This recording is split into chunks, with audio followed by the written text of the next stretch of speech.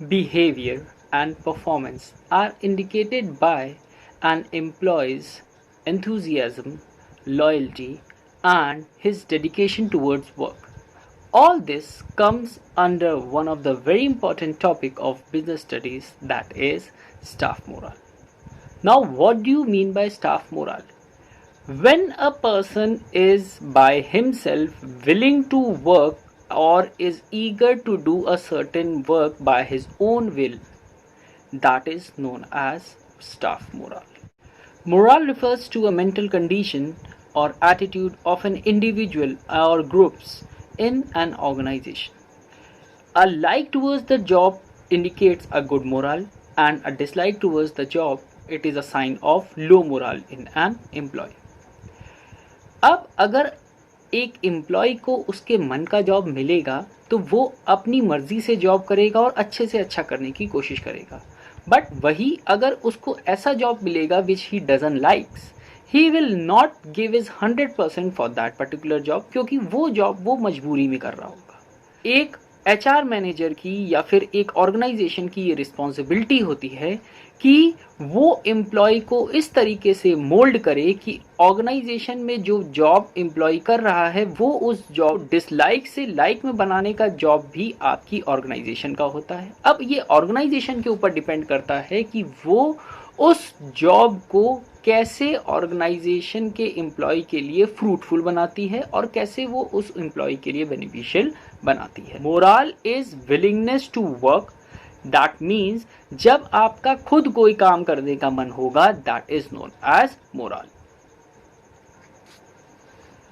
Morale is also said as the state of mind and emotions affecting the attitude and willingness to work, which in turn benefits the individual objectives as well as the organizational objectives. अब अगर आप मन से काम करेंगे तो वो आपके लिए भी बेनिफिशियल होगा और साथ ही साथ आपके ऑर्गेनाइजेशन के लिए भी बेनिफिशियल होगा। यानी यहाँ पे आपका इंडिविजुअल ऑब्जेक्टिव होगा सर्वाइवल का, survival and growth, and same way organisation का भी ऑब्जेक्टिव होगा आपका प्रॉफिट का, तो वहां पे ऑर्गेनाइजेशन को प्रॉफिट मिलेगा और आपको सर्वाइवल और ग्रोथ मिलेगी, एंड सेम दीज फैक्टर्स और these objectives are also fulfilled for the organization also. Now there are various characteristics of morale. That what are the various important characteristics that should exist in an employee or an organization should inculcate in an employee for the better working of the organization. First is, it is a psychological concept and it is very important कि जब तक एक employ का खुद से मन काम करने का नहीं होगा वो वहाँ पे अच्छी तरीके से काम नहीं करेगा। It is a relative concept. How it is a relative concept? If one would be able to work or one would be able to complete a certain work in the organization, then only he will like that job. Until unless he is not love or he does not like that job, he will not be willing to do work or do that job repeatedly. So same way it is a relative concept that कि अगर employ का मन होगा वो job करने का तो वो जॉब करेगा, नहीं मन होगा तो आप जबरदस्ती उसको फोर्स नहीं कर सकते। He will do that work but in a burden form कि काम करना है या पैसे कमाने हैं तो कर रहे हैं, बट वो मन से वहां पे वो जॉब नहीं करता है। सी हायर मोरल और organisation which has a high moral will complete the task on time and will be eager to face challenges, and wherein there will be low morale, no one will be eager to face challenges. वो कोई भी challenging job नहीं करना चाहेंगे और वहाँ पे वो एंथुजियाज्म उनके अंदर नहीं होगा जो कि एक हाई मोरल एम्प्लॉय वाली ऑर्गेनाइजेशन के अंदर होगा।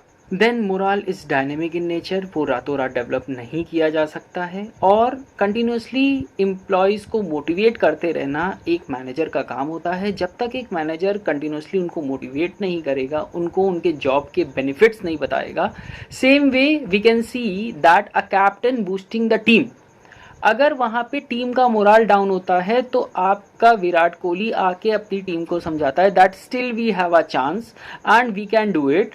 He creates a morale or he boosts up the morale in the team so that the team perform with their 100% or team gives 100% to get the 100% result. And if each and every team member gives 100%, obviously the goal or the task or the objectives of the organization as well as the match is also achieved. Morale can be contagious because if one person in the team or in an organization is full of enthusiasm and he is giving his 100 and 200% for the organization, then seeing him or her other employees also get boost up and they also try to give the 100% effort in the organization. Then morale is intangible. It is obviously said that it is just a emotion or it is a inbuilt quality that is generated by the organization in employees. वो एक ऐसी quality होती है जो कि आपकी organisation employees के अंदर बिल्डअप करती है. सो इस वजह से आपका ऑर्गेनाइजेशन, आपका मोरल जो होता है वो इनटैंजिबल होता है and it can not be seen, it is always felt. Now what are the possible effects of high moral. अब हाई मोरल होने से होता क्या है? Productivity will increase, quality of work will increase, low rates of labour turnover and absenteeism, यानी कि लोग कम job छोड़ के जाएंगे और सेकेंडली एब्सेंट भी कम होंगे क्योंकि उनको जॉब पे आना अब अच्छा लगेगा. वो खुद से आने की कोशिश करेंगे, नहीं ऑफिस की छुट्टी नहीं करनी है, हमको अपने ऑर्गेनाइजेशन के लिए कुछ करके दिखाना है, हमको अपने पेरेंट्स के लिए कुछ करके दिखाना है. जैसे बच्चे एब्सेंट हो जाते हैं, घर पे बैठ जाते हैं, तो वहाँ पे वो पढ़ाई से जी चुराते हैं, मगर वही जो आपके टॉपर बच्चे होते हैं वो एक दिन भी स्कूल मिस नहीं करते हैं. तो वहाँ पे वही चीज़ है कि आपका मोरल या आपकी eagerness to do a particular work वहाँ पे इंडिकेट कर देती है how much you are dedicated and how much you are motivated in doing that job. So good discipline, yes, you be in discipline and you don't misbehave with anyone. अब यहीं पे high moral की बात करें, एक class के दौरान एक बच्चा बार बार डिस्टर्ब करने की कोशिश करता है. क्यों? क्योंकि उसका मन नहीं लगता है, वो ना खुद पढ़ता है ना बाकियों को पढ़ने देता है. सेम वे ऐसे ही अगर आप एक अच्छे एम्प्लॉय होंगे तो आप you will be in discipline. Secondly यहाँ पे डिसिप्लिन का मतलब ये भी है you will timely reach for work, you will timely complete your assignments, you will timely complete all the objectives of the organization. Then low rates of accident, यहाँ पे आपके accident rate भी कम होंगे. secondly low degree of employee grievances, यानी कि employee का organization के लिए कोई भी hatred नहीं होगी, ऑर्गेनाइजेशन को वो बुरा नहीं समझेंगे, ऑर्गेनाइजेशन को वहाँ पे वो बुरा भला नहीं कहेंगे, बैक बाइटिंग नहीं करेंगे. तो ये सारी चीज़ें भी आपके हाई मोरल होने की वजह से या फिर मोरल बूस्टअप होने की वजह से ऑर्गेनाइजेशन से एलिमिनेट हो जाती हैं. Now let us talk about another very important topic of chapter morale, that is morale productivity matrix. Now what is morale productivity matrix? See this is a morale productivity matric which is divided into 4 columns. अब पहले column में आप यहाँ पे ये देखिए high morale high productivity, low morale high productivity, then third column में high morale low productivity, then low moral and low productivity. अब ये बनता कैसे है? आप यहाँ पे हाई प्रोडक्टिविटी और यहाँ पे लो प्रोडक्टिविटी, यानी कि upward high productivity, downwards low productivity. Right left side we see that high moral is there and right side we see that is there is low moral. अब यहाँ पे बच्चे ये कंफ्यूज होते हैं कि ये बनेगा कैसे या कंफ्यूज हो जाते हैं. तो उसके लिए एक सबसे इजी शॉर्टकट है हाई हाई, यानी कि यहाँ पे हाई मोरल हाई प्रोडक्टिविटी आ जाएगा. यानी कि ये जो कॉर्नर्स हैं, ये कॉर्नर्स जिससे क्लैश होंगे वो कॉर्नर्स में वो दोनों कॉलम आएंगे. अब यहाँ पे हाई मोरल है, लो प्रोडक्टिविटी में क्लैश हो रहा है, तो इस कॉलम में हाई मोरल और लो प्रोडक्टिविटी आएगा. यहाँ पे ये दो कॉलम जो क्लैश हो रहे होंगे, यहाँ पे लो मोरल लो प्रोडक्टिविटी है तो लो मोरल और लो प्रोडक्टिविटी इस कॉलम में आएगा. अब यहाँ पे इन दोनों का क्लैश जो हो रहा है वो हाई मोरल और लो प्रोडक्टिविटी का हो रहा है, तो वहाँ पे इस कॉलम में लो मोरल और हाई प्रोडक्टिविटी आ जाएगा. तो यहाँ पे इन प्रोडक्टिविटी का कारण क्या है? These are the various factors. अब हम लोग ने पढ़ लिया कि मोरल प्रोडक्टिविटी मैट्रिक्स बनता कैसे. अब जितने भी फैक्टर्स पढ़े थे, यानी कि वो 4 फैक्टर्स का एक ऑर्गेनाइजेशन में यूज़ क्या होता है, यानी कि उसका मोरल से लेना देना क्या है. अब हाई मोरल और हाई प्रोडक्टिविटी पहला factor. High moral and high productivity indicates कि जब एक ऑर्गेनाइजेशन में सबका हाई मोरल होगा, यानी कि सबका एंथुजियाज्म और सबकी विलिंगनेस टू वर्क हाई होगी, तो वहाँ पे प्रोडक्टिविटी क्या होगी? प्रोडक्टिविटी भी ऑब्वियसली हाई होगी। सो अब दूसरा फैक्टर आता है आपका कि हाई मोरल और low productivity, how this can happen. High moral है मगर तब भी लो प्रोडक्टिविटी, सबकी विलिंगनेस टू वर्क है, उसके बाद भी सबकी प्रोडक्टिविटी लो है। How is this possible? This is possible through faulty machinery, lack of supervision, जब यहाँ पे कोई ध्यान नहीं देता है, लैक ऑफ ट्रेनिंग। अब जब ये सारी चीजें होंगी तो हमारी हाई मोरल बहुत हो बट वहाँ पे प्रोडक्टिविटी आपकी हमेशा लो होगी। फॉर एग्जाम्पल, बच्चा पढ़ना बहुत चाहता है बट टीचर पढ़ाने को ही नहीं तैयार है, या टीचर पढ़ाने वाला जो है वो पढ़ा नहीं रहा है ढंग से या पढ़ा नहीं पा रहा है, तो वहाँ पे आपका मोरल तो हाई बूस्ट अप है बट वहाँ पे आपकी प्रोडक्टिविटी या आउटपुट क्या होगा? आउटपुट आपका लो होगा। Then low moral and high productivity. अब यहाँ पे अगेन कॉन्ट्रडिक्टरी फैक्टर कि आपका लो मोरल और हाई प्रोडक्टिविटी कैसे हो। यहाँ पे लो मोरल और हाई प्रोडक्टिविटी में आपका सुपरविजन बहुत अच्छा है, आप टाइम टू टाइम अपने एम्प्लॉयज़ को देख रहे हैं, सारी चीज़ें चेक कर रहे हैं, उनके ऊपर इतना स्ट्रिक्ट विजिलेंस बना रखें। ये वो इन्वायरमेंट हो गया कि जब टीचर आपका बहुत स्ट्रिक्ट है, बच्चे बहुत शैतान है और आप काम करना नहीं चाहते मगर वो आपसे काम करवा लेता है। तो that is the factor wherein there is low moral and high productivity. Then the fourth factor that is low moral and low productivity, that is an obvious factor same as the first one, कि आपका अगर moral लो होगा तो obviously आपकी productivity भी लो होगी, you can not produce more in that circumstances. Now let us discuss that the factors influencing morale, यानी कि कौन से ऐसे फैक्टर्स हैं जो आपके मोरल को इफेक्ट करते हैं। First of all is the nature of work, the type of work that you are giving, अगर वो बोरिंग जॉब होगा। सेकेंडली, अगर वहाँ पे चैलेंजिंग जॉब्स नहीं होंगे, कोई भी सेटिस्फैक्शन लेवल नहीं होगा, the job will be too much of a lazy type and too much boredom is there, so आपके एम्प्लॉयज़ का मोटिवेशन या फिर मोरल जो होगा वो हमेशा लो होगा।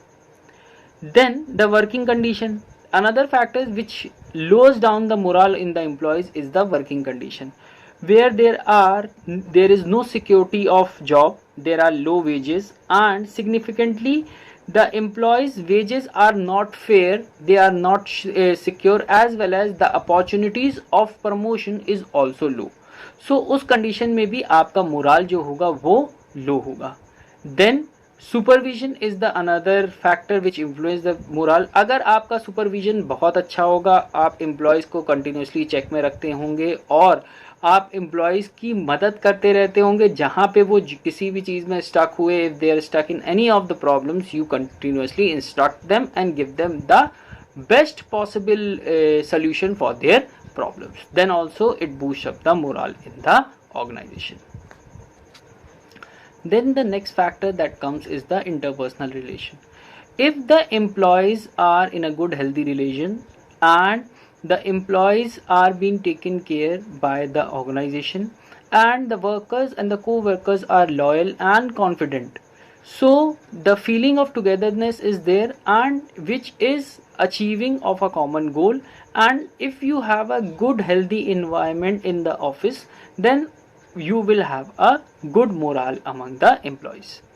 Then management policies, and if there are good management policies and they are fair management policies, see this, अगर ऑर्गेनाइजेशन में आपकी फेयर मैनेजमेंट पॉलिसीज होगी, यानी कि जो काम कर रहा होगा उसको रिवॉर्ड मिलेगा, जो नहीं कर रहा होगा उसको पनिशमेंट मिलेगा, क्योंकि ऑर्गेनाइजेशन में बेसिकली अगर वहाँ पे बायस नेचर हो जाता है, reason may be you are not fair among the employees, you are partial in certain conditions, you are biased in certain condition, giving salary, giving promotion, उन सब conditions में अगर आप bias होंगे तो आपका मोरल या एम्प्लॉयज़ का मोरल हमेशा डाउन रहेगा, वो बूस्टअप नहीं होगा, क्योंकि वो ये सोचेंगे कि काम करने के का यहाँ पे रिवॉर्ड नहीं मिलता है। Morale depressant and morale stimulant, depressants are the factors which lower down your morale, stimulants are the factors which boost up your morale, यानी कि जो मोरल को डाउन करते हैं, अदर जो मोरल को बूस्ट अप करते हैं। मीनिंगलेस एंड अनचैलेंजिंग जॉब, वहीं स्टिमुलेंट होगा आपका meaningful and challenging job.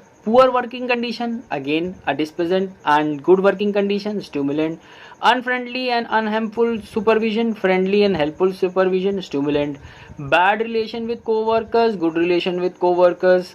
unsound policies, sound policies, unhappy family life, happy family life, poor public image, good public image, low wage salary allowances, high wage salary allowances will be the stimulant in the organization.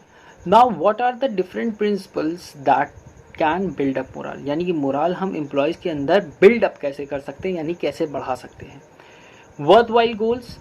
Now challenging job and putting up worthwhile goals can boost up the morals in the employee. Then sound organizational structure can also boost up the morale, यानी कि organization का structure sound हो, as well as वहाँ पे proper rules and regulations हो, sound policies हो, proper administration हो, effective communication हो.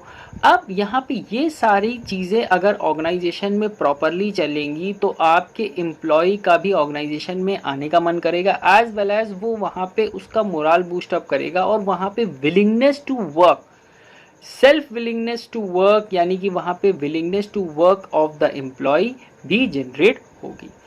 Then participation, when you are allowing everyone and giving everyone the equal participation to participate in any event of the organization, you are not partial, you are not biased to anyone, then also it can boost up the morale in the employees. The factor is trusted supervision. Now what is trusted supervision? Whenever a person is giving you a proper feedback or giving you a good advice and giving or you solutions of your problem then in there, then also it boosts up the morale in the employees, then that they don't fear that अगर वो कहीं पे फंस भी जाते हैं then supervisor will help them come out of the situation. अब वहाँ पे employees कुछ organization में डरते क्यों हैं? The reason is that कि वहाँ पे वो हो सकता है डांट खा जाएंगे, उनको निकाल दिया जाएगा नौकरी से और प्रॉपरली उनका सोल्यूशन नहीं दिया जाएगा. तो इन सब चीज़ों की वजह से भी एम्प्लॉय ऑर्गेनाइजेशन में अपनी गलतियां बताने में या फिर अपनी गलतियों को सुपरवाइज़र से डिस्कस करने में भी डरता है. Same way human relation approach, if the healthy human relationship is there and the employees in the organization have a healthy contact and healthy relation with each other, so they can work for the betterment of the organization. Now how teamwork is important in building up the morale? The better quantity of performance, better quality of performance, and a teamwork is a group of individuals who share the common goals willingly to coordinate and with each other to achieve them. Up teamwork is a willing effort that 4 or 5 employees or 6 employees or 10 employees come together who are willingly working together and ready to cooperate each other and ready to work for the organization, and they are ready to work or work for achieving the objectives of the organization is known as teamwork. It boosts up the morale, it increases the job satisfaction, lack of resistance to change, and low absenteeism and turnover. As it gives a higher quantity of performance, higher quality of performance. So